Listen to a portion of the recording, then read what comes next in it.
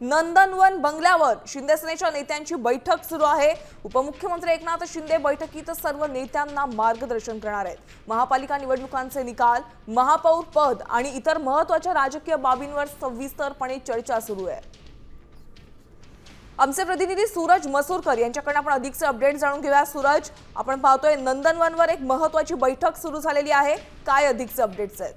यामिनी, आता महापालिकेचे निकाल जे आहेत ते लागलेले आहेत आणि त्यामध्ये शिवसेनेला जे मुंबईत किंवा राज्यभरात जे यश आलेलं आहे संपूर्ण 29 महापालिकेमध्ये, त्यानंतर आता शिवसेनेने कंबर कसलेली आहे ती म्हणजे नगर परिषदेच्या निवडणुकांसाठी आणि त्याचसाठी आजची ही बैठक फार महत्त्वपूर्ण मानली जात आहे। या बैठकीमध्ये आगामी होऊ घातलेल्या जिल्हा परिषदेच्या निवडणुका आहेत, त्या जिल्हा परिषद निवडणुकीसाठी पुढची रणनीती नेमकी कशी असणार आहे, युती नेमकी कुठल्या कुठल्या पक्षासोबत करायची आहे, याच्यावरची जी चर्चा आहे, जे मंथन आहे ते सुरू झालेलं आहे। तसंच मुंबईचं महापौर पद जे 2.5 वर्ष पद शिवसेनेने मागितलेलं आहे त्यावर देखील चर्चा जी आहे ती झाल्याची माहिती जी आहे। नक्कीच, धन्यवाद सूरज या सविस्तर माहितीसाठी। आपण पाहतोय आता आगामी जिल्हा परिषद निवडणुकांसाठी एक रणनीती आखण्यासाठी शिंदेसेना आणि इतर नेत्यांची एक अतिशय महत्त्वाची बैठक सुरू आहे।